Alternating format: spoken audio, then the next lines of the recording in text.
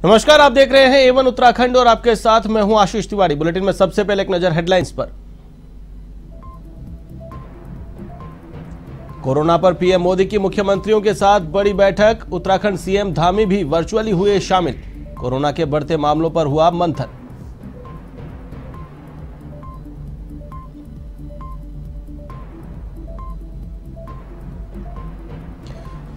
उत्तराखंड बाल अधिकार संरक्षण आयोग की देहरादून में कार्यशाला का आयोजन। मुख्यमंत्री पुष्कर सिंह धामी ने की शिरकत। पॉक्सो अधिनियम और बाल अपराध के खिलाफ कानूनी कार्रवाई की दी गई जानकारी।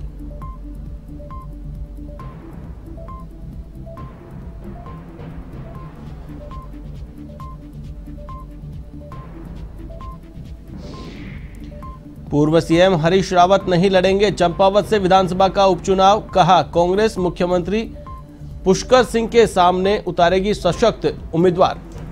पूरी पार्टी लड़ेगी एकजुटता से।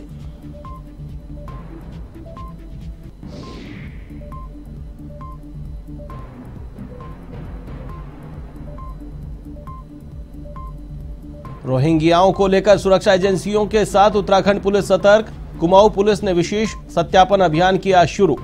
मामले पर डीआईजी और गृह मंत्रालय की नजर।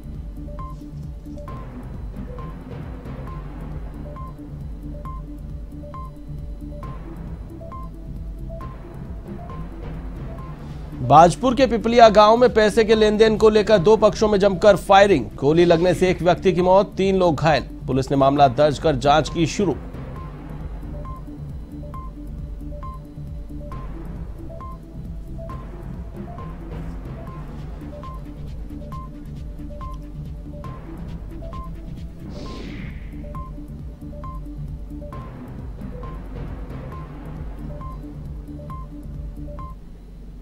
और अब खबरें विस्तार से। देश में कोरोना के बढ़ते मामलों को लेकर प्रधानमंत्री नरेंद्र मोदी सभी राज्यों के मुख्यमंत्रियों के साथ उन्होंने मीटिंग की है। इस दौरान पीएम मोदी ने वैक्सीनेशन और सावधानियों पर चर्चा की है। उन्होंने कहा कि मैं सभी कोरोना वॉरियर्स की प्रशंसा करता हूं, जिस तरह उन्होंने अब तक अपना काम किया है। कुछ राज्यों में कोरोना के केस बढ़ते रहे हैं, लेकिन कोरोना की चुनौतियां टली नहीं है। इसकी गंभीर हालत ये हो सकती है। ये यूरोप में देख रहे हैं। पिछले कुछ दिनों में कई देशों में केस सामने आए हैं। हमने हालात को नियंत्रण में रखा है। पिछले 2 हफ्तों में केस बढ़ने से यह समझ आया है कि हमें अलर्ट रहना है। हमारे पास कुछ महीने पहले जो लहर आई, उससे हमने बहुत कुछ सीखा। सभी ओमिक्रॉन के से सफलता से निपटे, मुकाबला किया। 2 साल के भीतर देश ने हेल्थ इंफ्रास्ट्रक्चर से लेकर ऑक्सीजन तक काम किया। तीसरी लहर में हालात नहीं बिगड़े। इससे वैक्सीनेशन को मदद मिली। हर राज्य में वैक्सीन जन जन तक पहुंची। हर भारतीय के लिए गौरव की बात है कि आज 96% आबादी को पहली डोज, 15 साल से ऊपर 85% को दूसरी डोज लग चुकी है। आप समझ सकते हैं कि वैक्सीन ही सबसे बड़ा कवच है। देश में लंबे समय बाद स्कूल खुले हैं। ऐसे में केस बढ़ने से चिंता बढ़ रही है। मार्च में हमें 12 से 14 के लिए, 6 से 12 के लिए कोवैक्सीन की परमिशन मिल गई है। सभी एलिजिबल बच्चों का जल्द से जल्द टीकाकरण हमारी प्राथमिकता है।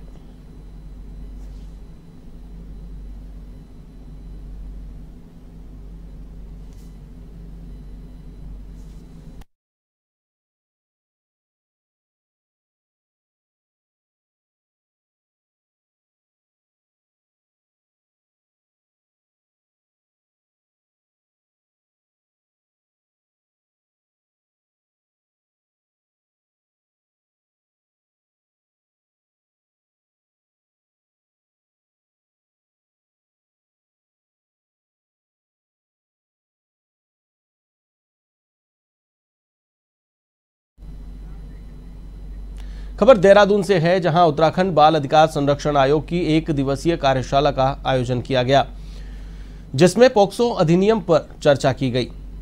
कार्यशाला में मुख्यमंत्री पुष्कर सिंह धामी ने मुख्य अतिथि के तौर पर शिरकत की। साथ ही बाल अपराध और उसके खिलाफ कानूनी कार्रवाई की जानकारी दी गई। वहीं कार्यक्रम में महिला सशक्तिकरण एवं बाल विकास मंत्री रेखा आर्य, उत्तराखंड बाल अधिकार संरक्षण आयोग की अध्यक्ष गीता खन्ना और स्कूली बच्चे, उत्तराखंड पुलिस की महिला इंस्पेक्टर और अन्य महिलाएं मौजूद रहीं।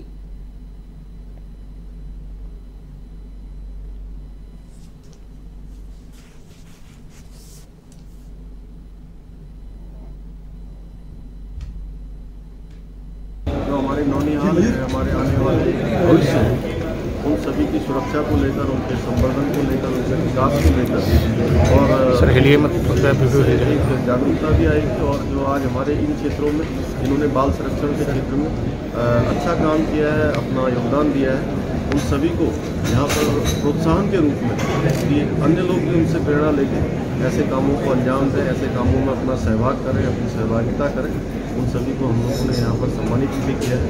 मैं बाल संरक्षण आयोग से जुड़े हुए सभी लोगों को बहुत शुभकामनाएं देता हूँ कि आने वाले समय में और प्रभावी तरीके से सब लोग इसको जन जागरण चलाते हुए काम करेंगे। जिसकी अध्यक्षा श्रीमती गीता खन्ना जी हैं, उन्होंने बहुत अच्छा प्रयास किया, बहुत अच्छा इनिशिएटिव लिया कि हर विभाग के जो कि बाल अधिकार संरक्षण आयोग में अपना सहयोग प्रदान कर सकते हैं, बच्चों को अपना सहयोग प्रदान कर सकते हैं। उस सारे डिपार्टमेंट्स को आज यहाँ पर आमंत्रित किया, उनके साथ में कार्यशाला आहूत की। माननीय मुख्यमंत्री जी के कर कमलों से जिस प्रकार से पोक्सो के तहत में जिन लोगों ने बेहतर काम किया, बच्चों को न्याय दिलाने का काम किया है, उनको सम्मानित भी आज किया गया, तो बहुत प्रशंसनीय है, सराहनीय है।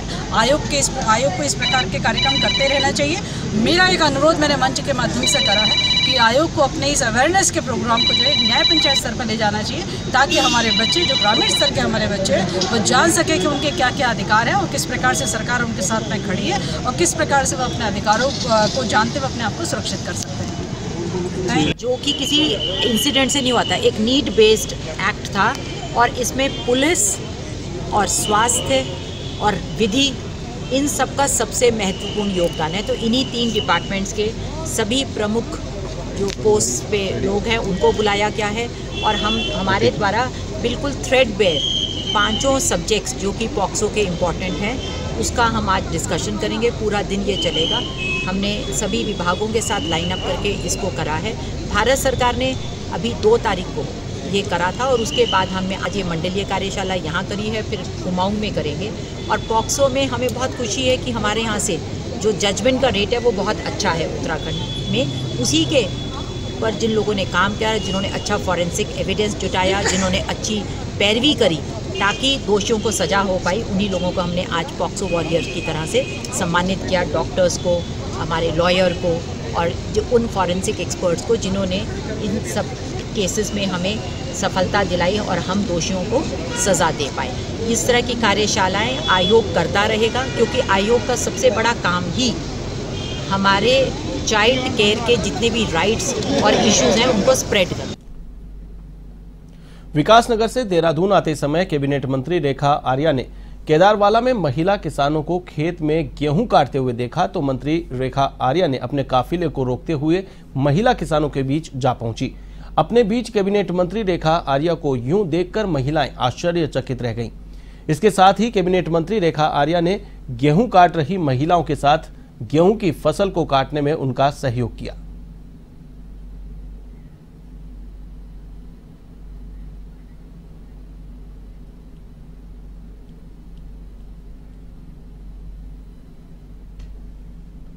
देखिए, आज केदारवाला आने का मौका मिला और यहाँ पर एक हमारी महिला किसान हैं, उनके खेत में गेहूं की कटाई चल रही थी, उसमें प्रतिभाग भी किया, थोड़ा सा सहयोग उनको प्रदान भी किया और साथ साथ में उनको किस प्रकार से वो गेहूं की इन्होंने गेहूं बोने से लेकर गेहूं कटान से लेकर आगे क्रय केंद्रों में पहुंचाने से लेकर क्या क्या प्रक्रियाएं इनको सामना करनी पड़ती हैं और किस प्रकार से इनको अन्य क्या क्या समस्याएं आती हैं, उन सब को लेकर इनके साथ में चर्चाएं हुई। यहाँ बहुत सारी महिलाएं जो कि गेहूं काटने में अपना योगदान प्रदान कर रही थी, उनके साथ में विषयों को लेकर चर्चा हुई। साथ साथ में हमारी जो महिला किसान हैं उनकी गेहूं को जो है थ्रेशर से भी जो है उसमें छटाई, जो उसका भूसा है और गेहूं है उसको अलग करने का काम भी जो है उसमें थोड़ा सा सहयोग अपनी ओर से भी दिया गया।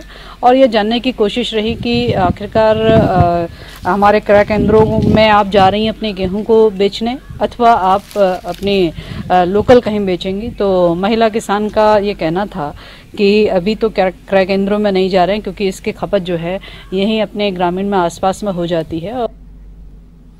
उत्तराखंड सरकार में मंत्री सौरभ बहुगुणा कोरोना संक्रमित हो गए हैं। इसकी जानकारी उन्होंने सोशल मीडिया के जरिए दी है, जिससे उन्होंने कहा है कि रात को तबीयत खराब होने के बाद आरटीपीसीआर टेस्ट कराया जिसमें पॉजिटिव पाया गया।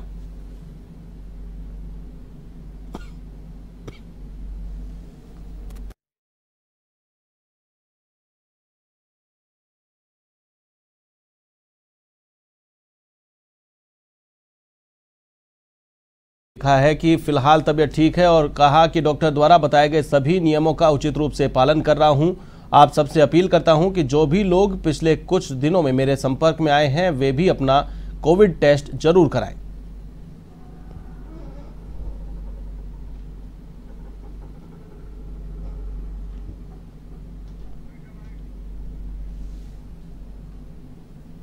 ये एक बच्ची आई है, कोरोना पॉजिटिव आई है, अदरवाइज़ वो ठीक है, कोई ऐसी दिक्कत की बात नहीं है। लेकिन ये है कि जिस तरह से स्कूल्स वगैरह खुल गए हैं और सब कुछ नॉर्मल हो गया है, तो ऐसी स्थिति में देखते हुए सबको जो है सावधानी तो बरतनी ही है। तो इस स्कूल को हमने अपने यहाँ से एडवाइजरी जारी कर दी थी कि भाई अपने यहाँ 2 दिन बंद रखें और सैनिटाइजेशन कराएं। तो अब मैं आज जो है लगभग सभी स्कूल जो हैं यहाँ पे उनके लिए एडवाइजरी जारी कर रहा हूँ कि भाई अपना जो है बच्चों को का मास्क वगैरह जो है इसको चेक करें और बीच बीच में सैनिटाइजेशन होना चाहिए। खबर देहरादून से है, जहां पूर्व मुख्यमंत्री हरीश रावत के जन्मदिन के अवसर पर पूर्व मुख्यमंत्री त्रिवेंद्र सिंह रावत उनके आवास पर पहुंचे। त्रिवेंद्र सिंह ने हरीश रावत को गुलदस्ते देकर मिठाई खिलाकर जन्मदिन की बधाई और शुभकामनाएं दी। उसके बाद दोनों पूर्व मुख्यमंत्री गले मिले और त्रिवेंद्र सिंह रावत ने हरीश रावत को शॉल भेंट किया।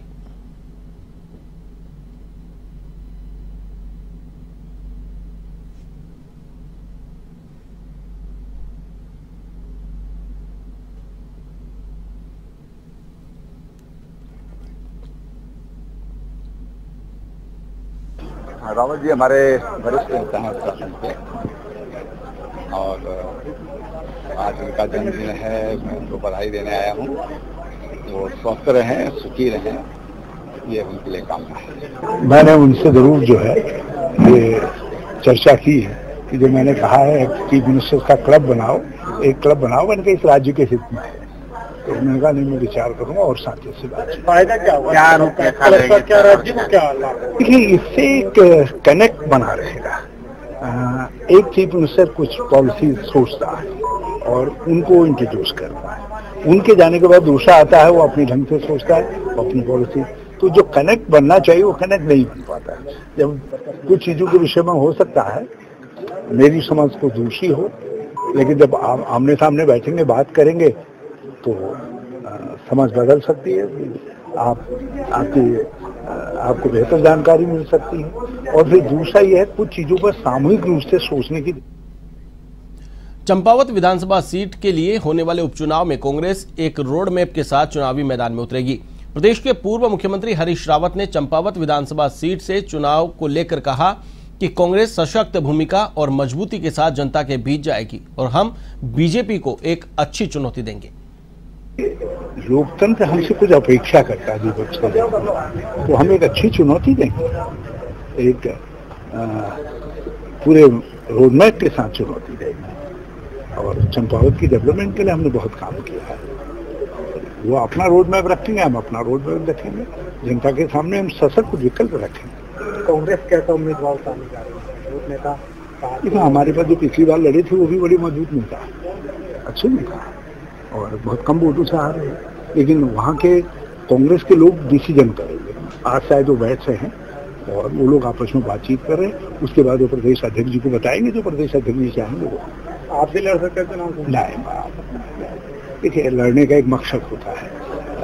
पिछली बार लड़ने का मकसद ये था कि मैं शायद चीफ मिनिस्टर बन करके कुछ चीजें जो है, जो हमारी जो सोच की जो अधूरी रहेगी, उसको हम शायद पूरा कर पाएंगे। अब ये चंपावत उपचुनाव लड़ने के लिए कांग्रेस भी तैयार हो चुकी है। कांग्रेस ने अपनी तैयारियां तेज कर दी हैं। आपको बता दें कि चंपावत उपचुनाव के मद्देनजर कांग्रेस ने भुवन कापड़ी, मनोज तिवारी, खुशहाल सिंह अधिकारी को चुनाव प्रभार दिया है। वहीं कांग्रेस ने अब तक पुष्कर सिंह धामी के सामने अपना प्रत्याशी घोषित नहीं किया है। अब सवाल ये उठता है कि क्या बिखरी हुई कांग्रेस एकजुट होकर चंपावत उपचुनाव में अपनी भागीदारी निभाएगी या फिर लगातार चल रही गुटबाजी पार्टी पर हावी होगी।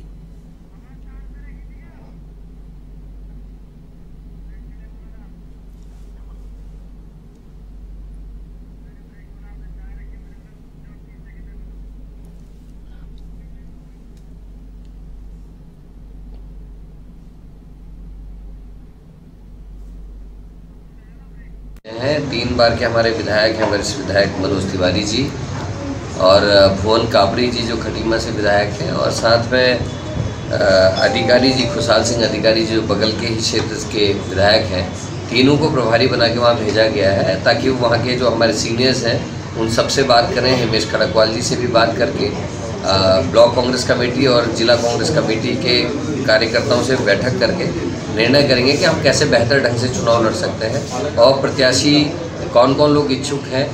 हिमेश खड़कवाल जी का किस तरीके का वो है, वो लड़ने के लिए किस तरीके से तैयार है, इन सभी चीज़ों पे वो लोग विचार विमर्श करके अपनी रिपोर्ट पीसीसी को प्रस्तुत करेंगे और हम लोग उस पर विचार करके, जैसे कल आपने देखा होगा वरिष्ठ जनों की हमने बैठक की थी और वही जो रिपोर्ट्स होंगे उनको हम हाईकमान के संग डिस्कस करने के बाद चंपावत चुनाव में हमारी क्या रणनीति रहेगी, किसको हम चुनाव लड़ेंगे, फैसला। खुशहाल सिंह अधिकारी के ऊपर बहुत लंबे समय से फर्त्याल जी जो है आक्रामक थे। जब वो विधायक थे पूरन फर्त्याल जी, तो भी खुशहाल सिंह अधिकारी के ऊपर कई किस्म का आरोप लगाने की कोशिश, जिला पंचायत के इलेक्शन में जो कुछ हुआ आप सबने देखा है। तो ये कोई नई चीज़ नहीं है और वो लगातार इस तरीके से खुशहाल सिंह अधिकारी के संग व्यक्तिगत दुश्मनी निकालने की कोशिश करते रहे हैं। पहाड़ की गूंज संस्था की अध्यक्ष सोनिया आनंद ने पार्क की एनओसी कैंसिल करने के मामले को लेकर एक प्रेस वार्ता का आयोजन किया, जिसमें देहरादून के राजेश्वर नगर फेज 1 में पार्क निर्माण को लेकर उन्होंने बताया कि नगर में जहां कूड़े का ढेर लगा हुआ था वहां पर उन्होंने सफाई करवाकर अपने पैसे लगाकर पार्क निर्माण करवाना चाहा तो नगर निगम और सरकारी अमला उनको मदद करने के बजाय उनका विरोध कर रहा है। मेयर सुनील उनियाल गामा पर हमला करते हुए सोनिया आनंद ने कहा कि सब कुछ मेयर को चाहिए, जमीनें चाहिए, पेट्रोल पंप चाहिए, नगर निगम की जमीनों को वो खुर्द-बुर्द कर रहे हैं।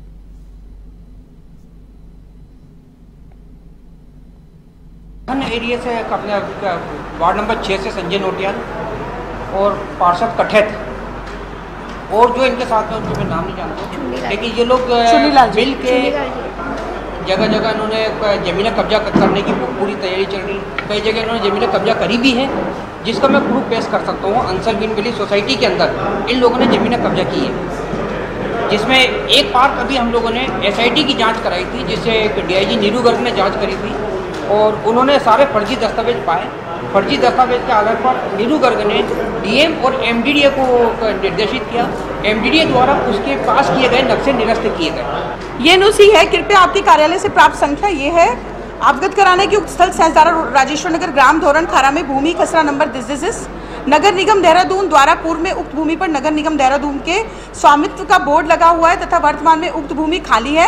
अतः उक्त भूमि पर केवल वृक्षारोपण एवं सौंदर्यीकरण का कार्य की अनापत्ति निम्न प्रतिबंधों के साथ दी जाती है। ये NOC है जो नगर निगम ने दी है। उसके बाद क्या दिक्कत, मुझे सवाल देंगे गामा जी इस बात का। उन्होंने मेरी NOC क्यों कल बोला है वहां पर कि मेरी NOC कैंसिल हुई। आइए अब आपको सीधे लिए चलते हैं लखनऊ, जहां पर मुख्यमंत्री योगी आदित्यनाथ एक बैठक ले रहे हैं। सीधी तस्वीर आप अपने टीवी स्क्रीन पर देख पा रहे हैं।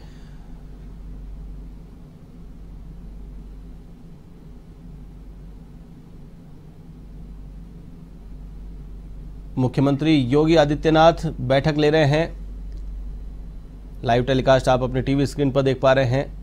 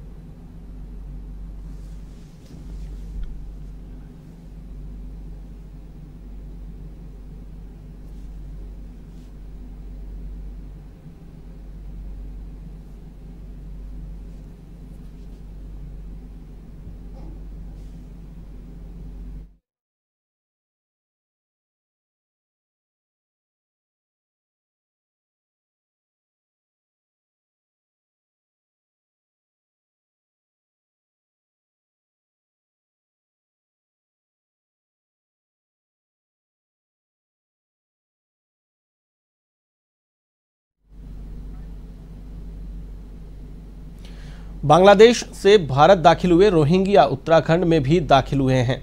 ऐसे इनपुट पुलिस को सुरक्षा एजेंसियों से मिले हैं। स्थानीय विशेष समुदाय में घुलमिल धीरे धीरे अब ये सुरक्षा के साथ ही संप्रभुता के लिए भी बड़ी चुनौती बन गए हैं।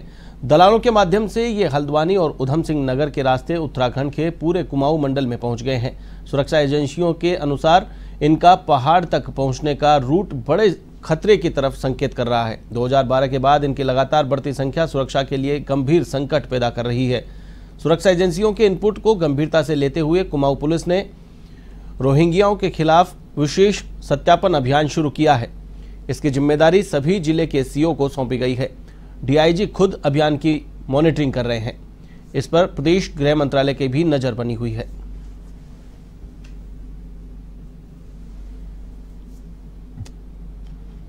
सत्यापन को लेके बहुत ज़िले में पूरे सभी थानों की क्राइम मीटिंग के दौरान ही हम लोगों ने इसमें अभियान चलाने का घोषणा कर दी थी। सभी थाना इंचार्जों को इसमें व्यक्तिगत रूप से इसमें एलआईयू की टीमों के साथ इन्वॉल्व किया गया और अभी तक 3000 से ऊपर हमारे यहाँ सत्यापन हो चुके हैं। इसमें और तेज़ी लाई जा रही है और इसमें आपका जो है जो मकान मालिक हैं जिनके यहाँ सत्यापित व्यक्ति नहीं है उनके खिलाफ भी। बुलेटिन में फिलहाल के लिए बस इतना ही। मुझे दीजिए इजाजत। देश और दुनिया की तमाम खबरों के लिए आप देखते रहिए A1 TV। नमस्कार।